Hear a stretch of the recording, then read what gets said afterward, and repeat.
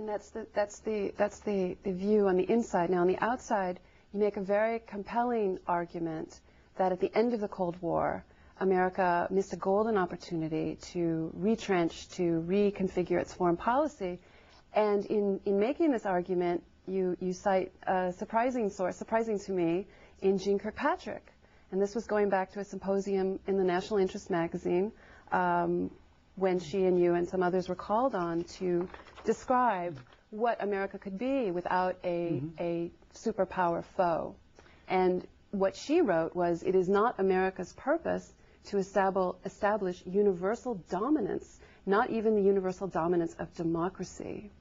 This was very interesting to me in light of where we are now with democratization as being the focal point of George W. Bush's foreign policy. Well, you know, it was a wonderful symposium. It was organized by Owen Harries, then the editor of National Interest. And he got together a number of conservatives and neoconservatives. We were all united in the Cold War.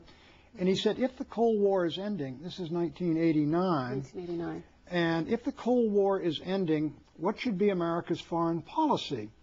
And what should be the conditions of it? And I said, well, we'll say the Cold War ends when the Soviet Empire collapses, the Berlin Wall's torn down, the Soviet Union lets the captive nations go free of Eastern Europe.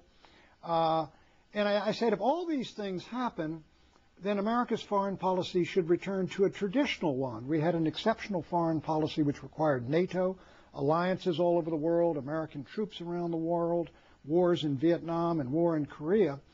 But I said a traditional non-interventionist foreign policy and pull up all the tripwires for war, review all the alliances we've made, because this will be an epical event.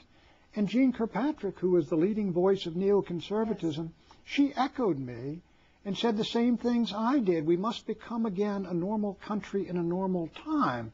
And we were in a debate with Ben Wattenberg, my friend, who said we should have a crusade for democracy around the world.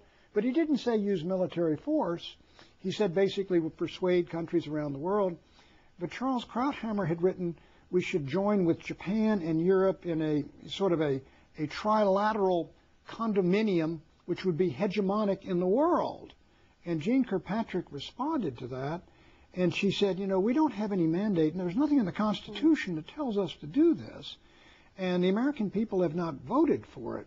And so we argued for a traditional foreign policy, and we were winning the battle until 9/11, and George Bush came to Washington to pursue a humble foreign policy, and suddenly he discovered an axis of evil, and we had to pursue democracy all over the world. With force of American arms, we're going to end tyranny on this earth. It was neo-Wilsonian, really Wilsonianism on steroids. I mean, Wilson was going to make the world safe for democracy. Bush was going to make the whole world democratic. And that's utopian. It is messianic. And that ideology which he embraced, this quasi-religion, led to the ruin of his presidency, and I believe the worst foreign policy blunder, certainly in my lifetime, if not in the history of the American Republic. Meaning the war in Iraq. The invasion and occupation of a country that did not threaten us, did not want war with us, did not attack us, in order to strip it of weapons it did not have.